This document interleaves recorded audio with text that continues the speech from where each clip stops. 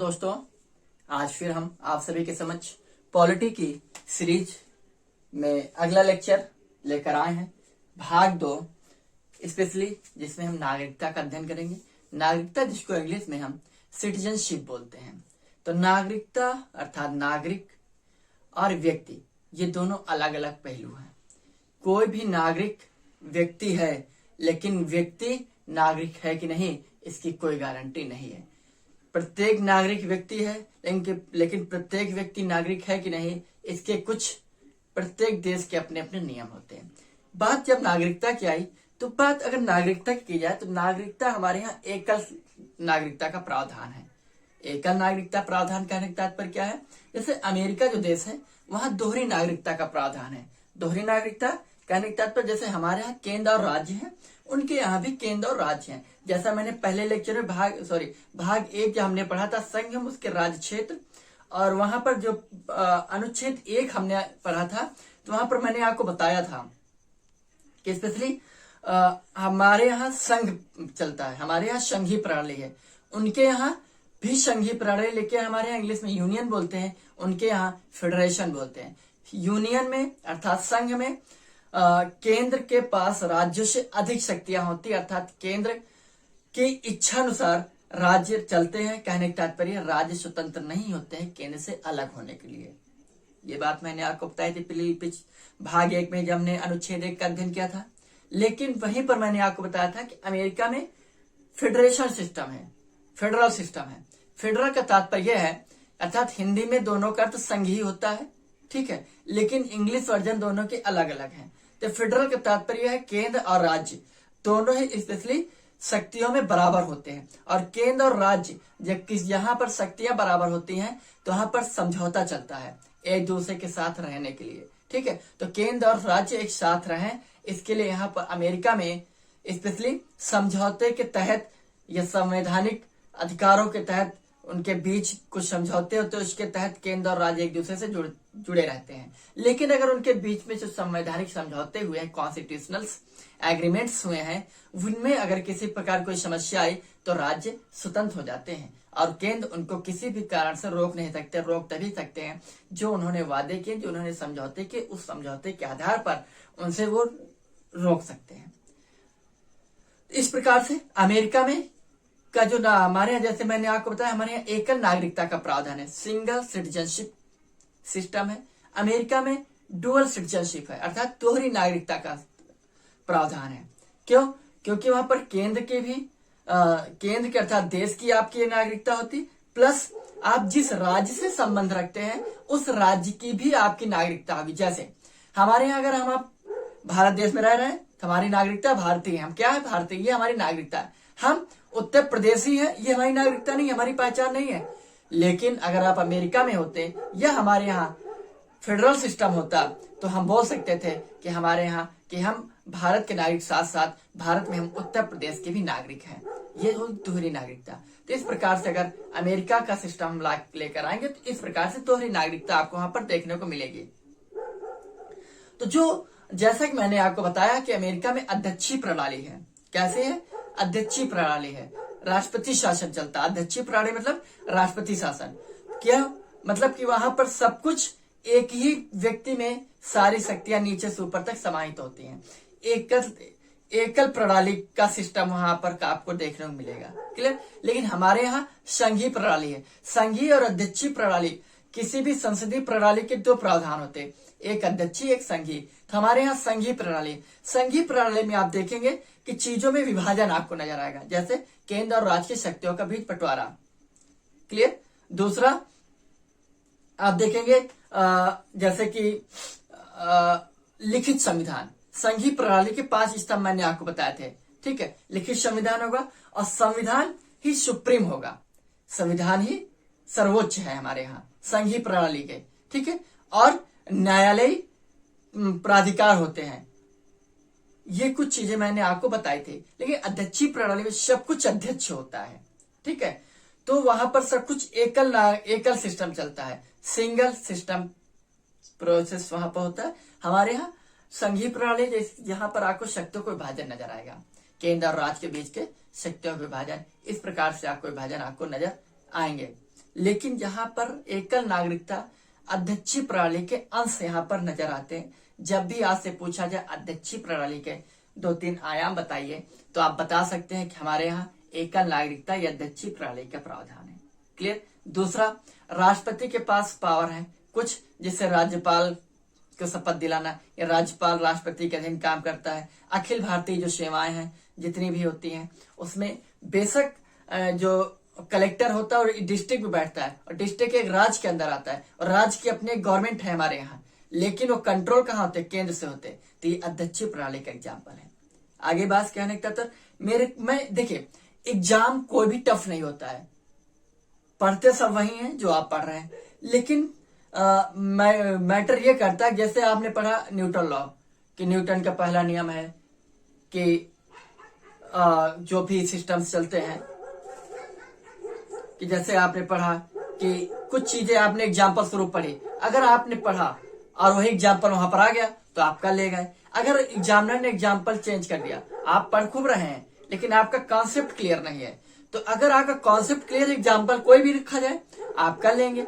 लेकिन अगर आपका एग्जाम्पल क्लियर नहीं है और आपको एग्जाम्पल वही मिलेगा एग्जाम हॉल में, तब तो आप सही कर पाएंगे। अन्यथा अगर एग्जामिनर ने आपके एग्जाम्पल को चेंज कर दिया, उदाहरण को चेंज कर दिया, तो आप नहीं कर पाएंगे। तो इसलिए मेरे कहने का तात्पर्य, मैं कहना क्या चाहता हूँ, मेरा कॉन्सेप्ट क्या है, मैं किस कॉन्सेप्ट को आपको समझाना चाहता हूँ, उस कॉन्सेप्ट को समझिए। मैं यूट्यूब पर इसलिए नहीं आया हूँ कि सिर्फ प्रचार किया जाए, प्रचार तो ऐसे हो नहीं रहा मेरा, ठीक है, और व्हाइट बोर्ड पे पढ़ाकर प्रचार करवा लेना, ये अपना थोड़ा एक लेवल पर आ जाना, वो बहुत बड़ा टास्क होता है, ठीक है। तो हम समझ रहे हैं कि आपको चीजें समझ में नहीं आ रही, क्यों? क्योंकि आप रंग बिरंगी दुनिया के में रहना पसंद करते हैं। तो जैसे कि एक कहावत है, हर चमकदार चीज सोना नहीं होती है। All glitters is not gold. Clear. हर चमकदार चीज सोना नहीं होती है।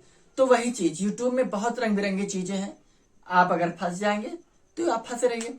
तो आप मेरा सिर्फ कॉन्सेप्ट समझिए कि अध्यक्षीय प्रणाली का तात्पर्य क्या है और संघीय प्रणाली का तात्पर्य। संघीय प्रणाली में आपको शक्तियों को विभाजन नजर आएगा, आप देखेंगे शक्तियां अलग होती नजर आएंगी, ठीक है। लेकिन अध्यक्षीय प्रणाली में सब कुछ राष्ट्रपति होता है। क्लियर। तो हमारे यहाँ एकल नागरिकता है। एकल नागरिकता अध्यक्षीय प्रणाली के एक प्रकार का उदाहरण है। कहने का तात्पर्य ये है मेरा। आइए आगे देखते हैं। अब नागरिक और व्यक्ति क्या होता है। हम भारत में जन्मे हैं, जन्म से ही मुझे नागरिकता मिल गई है, ठीक है, क्योंकि हमारे माता पिता यहीं पर जन्मे हैं। वो स्वतंत्रता के पहले से, स्वतंत्रता के बाद से आज भी यहीं रह रहे हैं। उनका भी जन्म यहीं हुआ था, मेरा भी जन्म यहाँ पर हुआ है, इसलिए हम यहाँ के नागरिक हैं। अगर कोई विदेशी व्यक्ति आएगा है हिंदुस्तान में, तो नागरिक नहीं, वो व्यक्ति है। आप नागरिक और व्यक्ति दोनों हैं, लेकिन कोई विदेशी आएगा तो वो नागरिक नहीं, वो केवल व्यक्ति है। समझ गए। तो मैंने वही चीज मैंने शुरू में बताया था, कोई भी नागरिक व्यक्ति है। प्रत्येक नागरिक व्यक्ति है, लेकिन प्रत्येक व्यक्ति नागरिक है इसकी कोई गारंटी नहीं है। क्लियर। तो ये व्यक्ति और नागरिक समझ में आए। आगे हम चलते हैं। तो जैसा कि आप देख रहे हैं भाग 2 नागरिकता, अनुच्छेद 5 से 11 तक इसका वर्णन मिलेगा आपको, इसी के तहत हमें पढ़ना है। तो अनुच्छेद 5 में आप देखेंगे, आर्टिकल 5 में संविधान लागू होने के समय नागरिकता।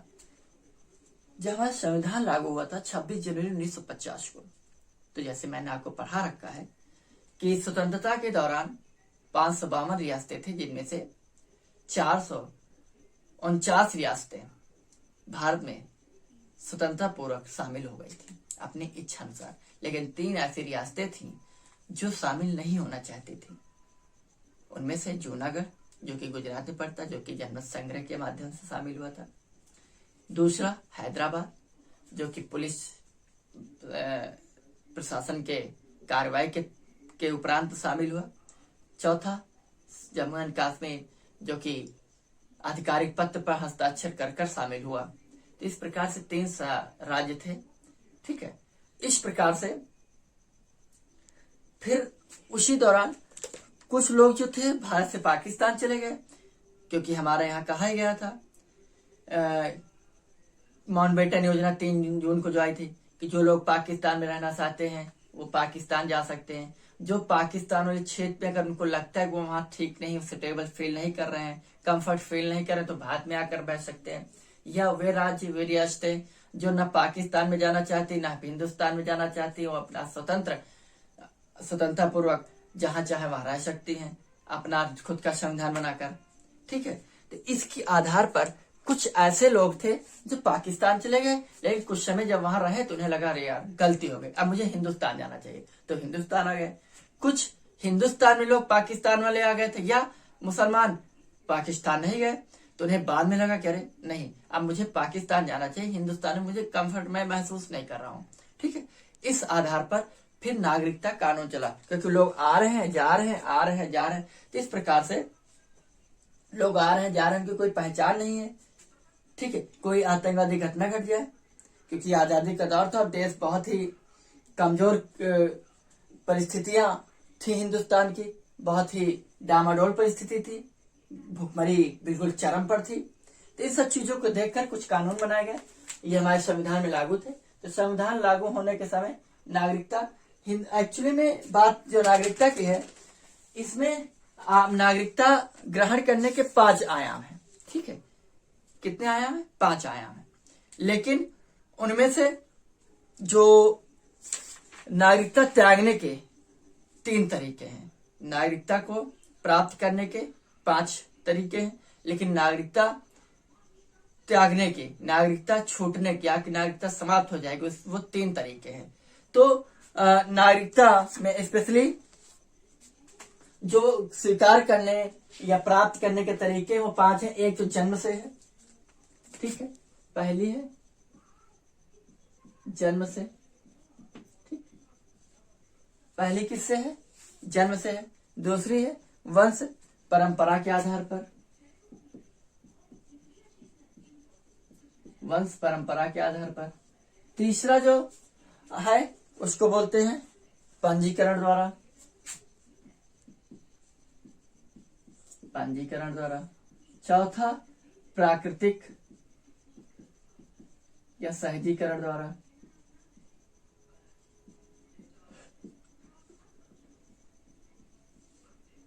पांचवी जो है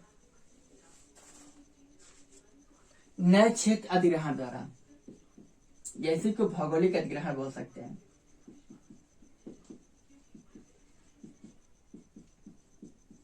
ठीक, अब बात जन्म से है। यदि आप हिंदुस्तान के नागरिक नहीं हैं, कहाँ के नागरिक नहीं है? हिंदुस्तान के यदि आप नागरिक नहीं हैं, तो यदि आपके माता पिता हिंदुस्तान में जन्मे थे और आपके पेरेंट्स अब हिंदुस्तान के बाहर रह रहे हैं और आपका जन्म हिंदुस्तान में नहीं हुआ है, तो इस एवज में आप हिंदुस्तान के नागरिक माने जा सकते हैं। ठीक, प्लस इसके भी अपने कुछ तरीके हैं। तो जन्म के आधार पर कहने का तात्पर्य है कि आपका जन्म भारत की भौगोलिक सीमा के अंदर हुआ हो। वंश परंपरा के आधार पर यह है कि आपके पीढ़ी दर पीढ़ी लोग रह रहे थे, लेकिन आपकी 1-2 पीढ़ी भारत से बाहर रह रहे हैं, उसके आधार पर आप भारत के बाहर जन्मे हैं। अर्थात वंश परंपरा का तात्पर्य है कि आपका जन्म भारत के बाहर हुआ हो, लेकिन आपकी कोई 1-2 पीढ़ियां हिंदुस्तान में रही हो, उस आधार पर भी आप हिंदुस्तान की नागरिकता प्राप्त कर सकते हैं। पंजीकरण, पंजीकरण का तात्पर्य है कि यदि आप हिंदुस्तान में 12 साल से रह रहे हैं, ठीक है, 7 साल से रहे हैं, या आपने हिंदुस्तान के किसी नागरिक से शादी कर ली है, किसी व्यक्ति से, किसी महिला ने पुरुष से शादी कर ली, इस आधार पर भी आपकी हिंदुस्तान में नागरिकता मिल जाती है पंजीकरण के आधार पर। चौथा प्राकृतिक या सहजीकरण। प्राकृतिक या सहजीकरण का तात्पर्य है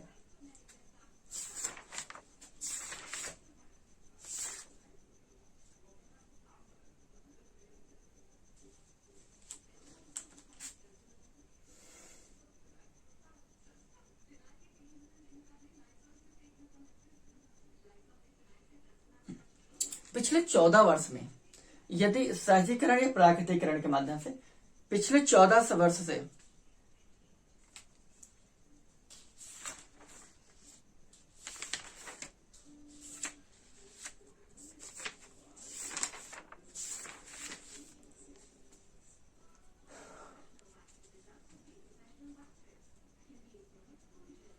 पिछले 14 वर्षों से लगातार वो 12 वर्ष हिंदुस्तान में रहा, 14 वर्षों से लगातार 12 वर्ष।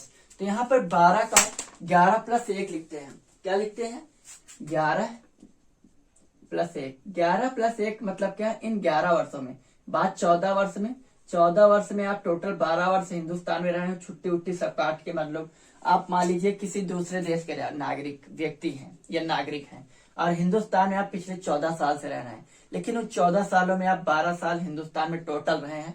इन 2 सालों में आपकी छुट्टियां मान ली कट गई, किसी कारण बस आप देश से बाहर गए, लेकिन उन 12 सालों में से 11 साल में आपने 2 महीने 3 महीने 1 दिन 2 दिन की छुट्टी ले ली हो या हिंदुस्तान से बाहर गए हो, वो प्लस इस 1 वर्ष में, अंतिम 1 वर्ष में आप कहीं भी न गए हो, तो इस आधार पर आप प्राकृतिक सहजीकरण से हिंदुस्तान की नागरिकता प्राप्त कर सकते हैं। न्याय क्षेत्र अधिग्रहण, न्याय क्षेत्र अधिग्रहण का मतलब ये है कि जैसे हमने क्या किया, स्वतंत्रता के बाद हम आजाद हुए जब, तो 1962 में पुडुचेरी को शामिल किया गया भारत में। तो उस आधार पर अब उनको किसी प्रकार कोई सिस्टम उनके लिए फॉलो नहीं होंगे। क्लियर? अब वो स्वतंत्र हैं, क्योंकि वो पूरा भूभाग ही हमारे देश में हमने शामिल कर लिया। तो वहां पर जितने भी नागरिक हैं, जितने भी व्यक्ति हैं, उनको हम नागरिकता दे देंगे। किसके आधार पर? न्याय क्षेत्र अधिग्रहण के आधार पर, या किसी भी देश से हमारा विवाद था, हमने सुलझा लिया। जैसे बांग्लादेश का 2014 में 2 जून 2014 के उपरांत हमने एक मामला सुलझाया, भारत और बांग्लादेश की सीमा का बॉर्डर का। तो उस दौरान जो भी लोग जो सीमा बांग्लादेश में पड़ रही थी, वे व्यक्ति, जो क्षेत्र हमारा बांग्लादेश वाला हिंदुस्तान में आ गया, वहां पर जो भी लोग थे, वे इस भौगोलिक अधिग्रहण के आधार पर हिंदुस्तान के नागरिक हो गए हैं, यदि वो बनना चाहे तो। अन्यथा वो बांग्लादेश में रहना चाहते तो आप बांग्लादेश में चले जाओ, बांग्लादेश सरकार की अपनी जिम्मेदारी है। ठीक? या किसी भी देश से आक्रमण हुआ है, युद्ध हुआ है, और हमने उस देश के भूभाग को जीत लिया, तो उस भूभाग में जितने भी व्यक्ति पाए जाएंगे, जितने भी व्यक्ति रहेंगे, वो सारे के सारे भारत के नागरिक हो जाएंगे। क्लियर? ये है हमारा न्याय क्षेत्र अधिग्रहण के आधार पर। लेकिन अब हम त्यागेंगे कैसे अपनी नागरिकता? अगर मुझे त्यागनी है तो हम त्यागेंगे कैसे? पहला है, आप एक तो पहला तरीका, आप नागरिकता त्याग सकते हैं। दूसरा, आप अपने नागरिकता का अंत कर सकते हैं। क्लियर? तीसरा है आपकी नागरिकता वंचना के आधार पर, और स्पेशली इस वंचना को इंग्लिश से बोलते हैं डिप्रीवेशन। क्या बोलते हैं? डिप्रीवेशन। क्लियर? तो त्याग के तात्पर्य है, अगर आपने अपने देश से बाहर जाकर किसी भी देश से आपने नागरिकता ले ली है और आपने यहाँ की नागरिकता को त्याग दिया है, ठीक है, रिनाउंसिएशन जिसको बोलते हैं, रिनाउंसिएशन, आपने यहाँ की नागरिकता को त्याग दिया है, तो ये त्याग हो गया। अंत कहने का तात्पर्य है, अगर आप किसी भारतीय नागरिक किसी विदेशी देश में आपने नागरिकता धारण कर ली है, ठीक, लेकिन आपने बताया नहीं यहाँ पर, ठीक, आपने बताया नहीं कि हमने किसी दूसरे देश की नागरिकता ले ली है, लेकिन आप पिछले 7 साल से हिंदुस्तान आए ही नहीं है, पिछले 7 साल से आप हिंदुस्तान आए ही नहीं है। अब इस आधार पर ये मान लिया जाता है, हिंदुस्तान की संसद में स्पेशली गृह मंत्रालय के अंतर्गत एक काम कर, ये गृह मंत्रालय के अंदर आते हैं नागरिकता के जो भी संबंधित नियम कानून बनते हैं, लेकिन स्पेशली संसद के तहत आप काम होता है सारा, ठीक है। तो संसद को यह अधिकार है कि वो आपकी नागरिकता को समाप्त मान लेगी, आपकी नागरिकता समाप्त हो जाएगी पिछले 7 साल में, ठीक। अगर आपने किसी भी दूसरे देश की नागरिकता ली है या नहीं ली है, लेकिन यहाँ की नागरिकता आपका समाप्त हो जाएगी। वंचना तात्पर्य क्या है? डिप्रीवेशन। कहने का तात्पर्य है किसी कारणवश या कोई ऐसी गतिविधियां आप संलिप्त रहे हैं जिसमें आप देश का आपने विरोध किया है, देश के खिलाफ गए हैं, देश की क्षति को आपने नुकसान पहुंचाया, देशद्रोह के आधार पर भी आपकी नागरिकता जो आपसे छीनी जाएगी, आपकी संसद जो छीनेगी, हिंदुस्तान की संसद, उसको हम वंचना बोलेंगे। आगे बात समझ में, त्याग यानी अपनी इच्छा अनुसार हम अपनी नागरिकता अपने देश की त्याग दें। हम किसी दूसरे देश में हमने नागरिकता ली है नहीं ली है, लेकिन हमने हिंदुस्तान की नागरिकता त्याग दी है, किस आधार तो उसको हम बोलेंगे त्याग, अर्थात इंग्लिश बोलते हैं रिनाउंसिएशन। अंत कहने का तात्पर्य है अगर हमने किसी देश की नागरिकता ले ली है लेकिन हमने हिंदुस्तान की नागरिकता त्यागी नहीं है, तो 7 साल से लगातार हम भारत में नहीं आए हैं, तो हमारी नागरिकता यहाँ से अंत हो जाएगा, समाप्त हो जाएगी। वंचना का तात्पर्य आप किसी भी ऐसी गतिविधियों में संलिप्त रहे जिससे देश की नजर में आपने देश को नुकसान पहुंचाया या देशद्रोह जैसे कांडों में आप संलिप्त रहे हैं, इस आधार पर आपसे वंचना अर्थात डिप्रीवेशन आपको दे दिया जाएगा। आगे बात समझ। अब दूसरी चीज जो नागरिकता होती है, जो नागरिक होते हैं, गवर्नमेंट हमारे देश की जो गवर्नमेंट है, अगर हिंदुस्तान के आप नागरिक हैं तो आपको कुछ अधिकार दिए गए हैं। वो अधिकार क्या है? वो अधिकार सिर्फ और सिर्फ भारत के नागरिकों को है। अनुच्छेद 15 और 16। 15 में क्या है? 15 में यह है कि जन्म, स्थान, मूलवंश, धर्म या जाति के आधार पर किसी प्रकार से राज्य आपके साथ भेदभाव नहीं करेगा। क्लियर? ये सिर्फ और सिर्फ हिंदुस्तान के नागरिक को अधिकार है। 16 में लोक नियोजन तात्पर्य है कि नौकरी चाकरी आप सभी के आपके साथ समानता दिखाई जाएगी, लेकिन ये किसी व्यक्ति या किसी दूसरे देश के व्यक्ति को ये अधिकार नहीं प्राप्त है। 15 और 16। अनुच्छेद 19 का तात्पर्य है कि 19 के तहत आप हिंदुस्तान में घूम फिर सकते हैं, बोल सकते हैं, चाल सकते हैं, ठीक है, व्यापार कर सकते हैं, कुछ भी कर सकते हैं, लेकिन किसी भी दूसरे देश के व्यक्ति को यह अधिकार नहीं दिया गया है। तीसरा है, मतलब 3 हो गए, चौथा और पांचवा 29 और 30। अनुच्छेद 15-16, अनुच्छेद 19, अनुच्छेद 29 और 30। 29 और 30 में धार्मिक स्वतंत्रता का अधिकार दिया गया है, जहां पर अल्पसंख्यक को लेकर बातें कही गई हैं, उनके शिक्षा इच्छा को लेकर बात की गई। तो ये सारी बातें सिर्फ और सिर्फ आपको ये अधिकार जो है हिंदुस्तान में हिंदुस्तान के नागरिक होने का अधिकार है। दूसरा, हिंदुस्तान के किसी भी सरकारी पद पर आप सरकारी पद को शामिल नहीं कर सकते। राजनीतिक गतिविधियों में आप भाग ले सकते हैं, लेकिन राजनीतिक गतिविधि में आप संलिप्त नहीं हो सकते। कहने का तात्पर्य है कि आप इलेक्शन नहीं लड़ सकते हिंदुस्तान में। ठीक, प्रचार प्रसार करिए, खूब रैलियों में भाग लीजिए, चंदा दे दीजिए पार्टियों को, लेकिन आप लड़ेंगे नहीं। विदेश से आए हैं, आपके साथ अच्छा खासा पैसा होगा, इसलिए आप यहाँ की पार्टियों को पैसा दीजिए, वो प्रचार प्रसार करेंगे, वो अपने अनुसार आपको प्रचारक बना सकते, कुछ भी बना सकते, लेकिन आपको राजनीतिक पद नहीं मिलेगा, प्रशासनिक पद नहीं मिलेगा। यहाँ के किसी भी जॉब में आप शामिल हो सकते हैं। क्यों? क्योंकि यहाँ के आप नागरिक नहीं हैं। आप हिंदुस्तान के राष्ट्रपति के इलेक्शन आप नहीं लड़ सकते, कोई भी इलेक्शन नहीं लड़ सकते। राष्ट्रपति से लेकर प्रधानमंत्री तक या पंची तक का कोई भी इलेक्शन नहीं लड़ सकते हैं। क्यों? क्योंकि इन सबके लिए हिंदुस्तान का नागरिक होना जरूरी है, और आप नागरिक नहीं, इसलिए आप इसमें भाग नहीं ले सकते हैं। चंदा दे सकते हैं, ठीक है, ताकि पार्टियां फले फूले और लूट सकें। दूसरा, लेकिन इसी नागरिकता के अधिकार के साथ साथ स्टेट के प्रति, राज्य के प्रति, देश के प्रति कुछ कर्तव्य भी हैं। आपके कर्तव्य हैं कि अगर आपके सामने आप राष्ट्रीय ध्वज है, आप उसका सम्मान करें। देश के जो भी क्रांतिकारी रहे हैं, जो शहीद हुए हैं, उनके सम्मान करें आप, ठीक है, राष्ट्रगान का सम्मान करें। इस प्रकार से आके कुछ कर्तव्य हैं देश के प्रति कि जब भी देश को जरूरत पड़े सीमा पर लड़ने के लिए एक आवाज में आप पहुंचे वहां पर, ठीक है। तो ये आपके कुछ कर्तव्य हैं देश के प्रति। इसी आधार पर देश ने आपको ये अधिकार भी दिए हैं। तो अधिकार और कर्तव्य नागरिक को मिलते हैं, हिंदुस्तान की जनता को। क्लियर? लेकिन आप व्यक्ति हैं, अगर कोई विदेशी नागरिक, कोई विदेशी भारत में आ गया है, विदेशी व्यक्ति, तो उसको अनुच्छेद 15, 16, 19, 29, 30 ये इनके प्रति अधिकार दिए गए, यहाँ के नागरिकों को इनको नहीं दिए गए। वोट डालने का अधिकार नहीं है, ठीक है। तो ये कुछ प्रमुख अधिकार हैं जो हिंदुस्तान के नागरिक को प्राप्त है। तो समझ में आई संविधान लागू होने के समय की नागरिकता।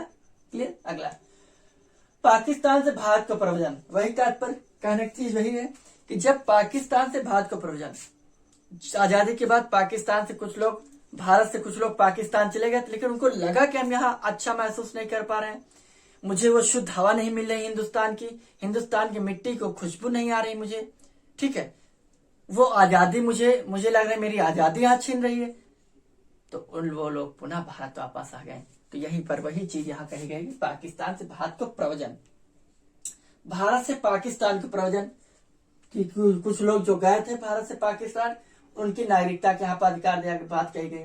फिर आर का तात्पर्य है कि भारत के बाहर निवास कर नागरिकों से संबंधित है।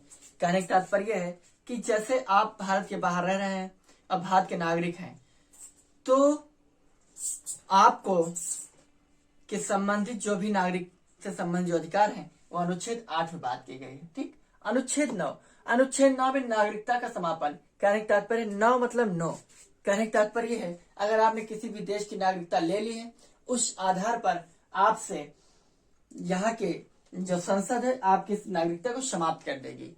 ठीक है, ये माना जाएगा आपने देश के बाहर कहीं भी आपने नागरिकता ले ली होगी, और हमारे यहाँ दोहरी नागरिकता का प्रावधान नहीं है कि आप कहीं दूसरे देश की नागरिकता ले लिए हो उसके आधार पर भी आप हिंदुस्तान के नागरिक हैं, ऐसा हमारे यहाँ प्रावधान नहीं है।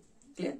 अनुच्छेद 10 मतलब दमन। अगर हिंदुस्तान का नागरिक कोई भी व्यक्ति, यदि आप ही नागरिक है, किसी ऐसी गतिविधियों में संलिप्त पाए गए जो देश के मान सम्मान और देशद्रोह जैसी घटनाएं में शामिल हुआ, या आप हिंदुस्तान में रहकर पाकिस्तान जिंदाबाद, पाकिस्तान के जिंदाबाद के नारे लगाएं, प्लस हिंदुस्तान के टुकड़े होंगे, ऐसी गतिविधियां जिससे ये सिद्ध अगर हो गया कि आप देशद्रोह जैसी घटनाओं, देशद्रोह जैसे काम कर रहे हैं, या बमबारी आप कहीं कर रहे हैं, कहीं बम फोड़ रहे हैं, तो ऐसी घटना होने के तात्पर्य अगर आप उसमें पाए गए तो आपकी नागरिकता का दमन कर दिया जाएगा।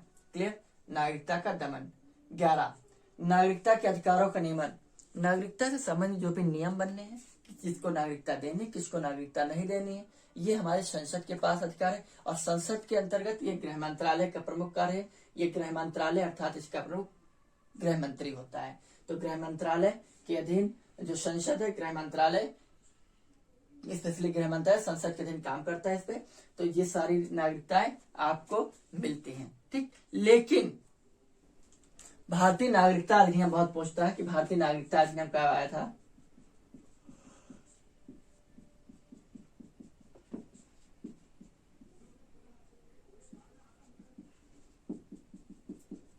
भारतीय नागरिकता अधिनियम 1955 में। कब है? 55 में। फिर इसी के बाद सबसे पहले 1985 में भारतीय नागरिकता संशोधन होगा इसमें अधिनियम में, फिर 2003, फिर 2005, फिर 2015, फिर 16, फिर 2019। ये कुछ भारतीय नागरिकता अधिनियम, भारतीय नागरिक अधिनियम 1955 के तहत इसमें कुछ संशोधन किए जाते हैं जैसे जैसे जरूरत पड़ी। तो इस आधार पर यह क्वेश्चन कई बार पूछा गया भारतीय नागरिक अधिनियम कब आया, तो 1955 में आया। ठीक, लेकिन 2002 में, कब? 2002 में PIO लाया गया। PIOज क्या है आप समझिए। एक्चुअली में हिंदुस्तान के बाहर जो लोग रह रहे थे और हिंदुस्तान आ रहे थे तो उनको काफी दिक्कतें होती थी, तो इसलिए गवर्नमेंट ने PIO लेकर आए, पर्सन ऑफ इंडियन ऑरिजिन्स।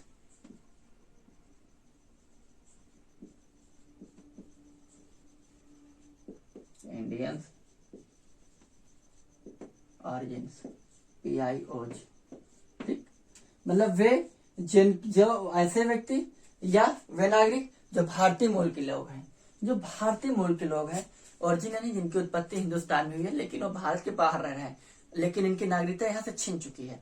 तो इस आधार पर भारत के मूल लोग हैं, ठीक है, और वो भारत आना चाहते हैं, और उनको काफी समस्याएं हो रही थी वीजा को लेकर, जिसके तहत ये कदम उठाया है कि गवर्नमेंट ने कि आप भारत में आइए, कितने भी दिन रहें, लेकिन आपको हर 6 महीने में, 6 महीने पूरे होने के अंत तक आपको अपने नजदीकी पुलिस स्टेशन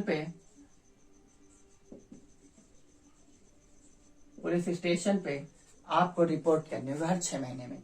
तो ये PIOज को थोड़ा अच्छा न लगा, तो इसलिए फिर 2 साल बाद ये आया था 2002 में, फिर 3 साल बाद ये आया 2002 में PIOज, फिर 2005 में इसलिए आया है आपका OCI ओवरसीज, ठीक, ओवरसीज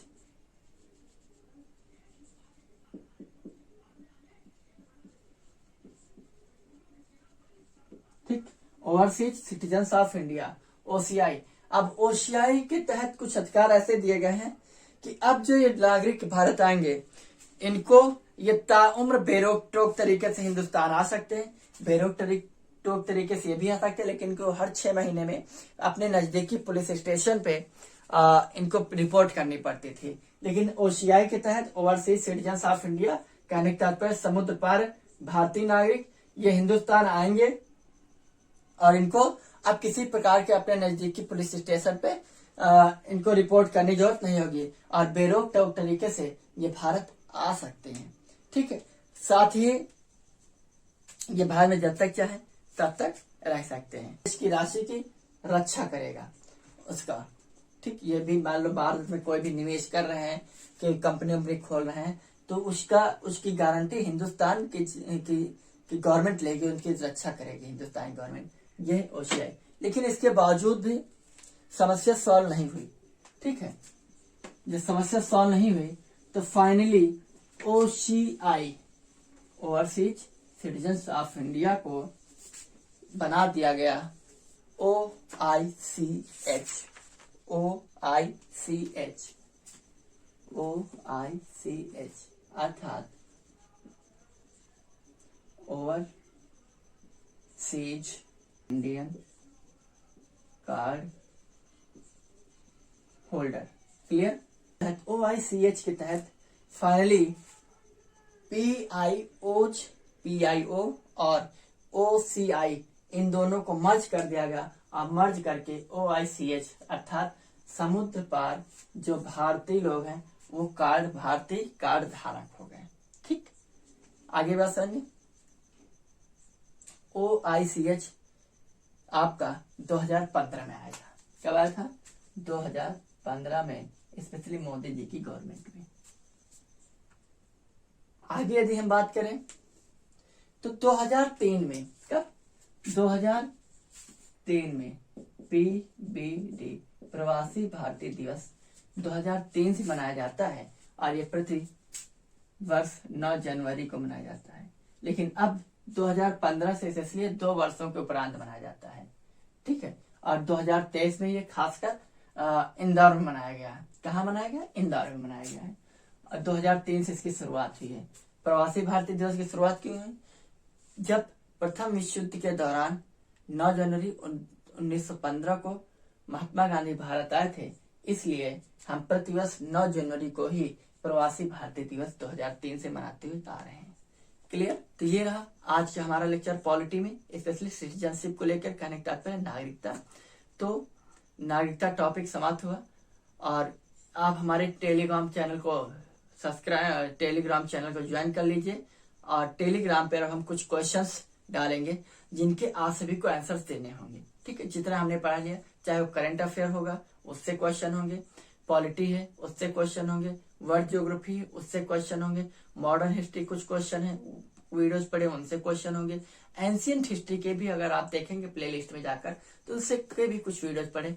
इन सभी से रिलेटेड कुछ क्वेश्चन हम बनाकर टेलीग्राम पे डालते रहेंगे। तो आप सभी से ये रिक्वेस्ट है कि टेलीग्राम का लिंक डिस्क्रिप्शन बॉक्स में है, तो आज से भी जाकर टेलीग्राम लिंक के माध्यम से ज्वाइन करिए और आपको प्रश्नों के आंसर दीजिए और वही प्रश्न मिलेंगे आपको जो कि जिनके आने की संभावना है या जो प्रश्न आ चुके, कई बार आ चुके हैं, अक्सर आते रहते हैं, आयोग के फेवरेट जो क्वेश्चन होंगे वो क्वेश्चन आपको टेलीग्राम मिलेंगे। आप सभी वहां पर उनके आंसर देने का प्रयास करेंगे। ठीक है, ये एक छोटा सा प्रयास है, आप सभी इसमें सहयोग करें। तो आप सभी का बहुत बहुत धन्यवाद। Thank you. जय हिंद, जय भारत।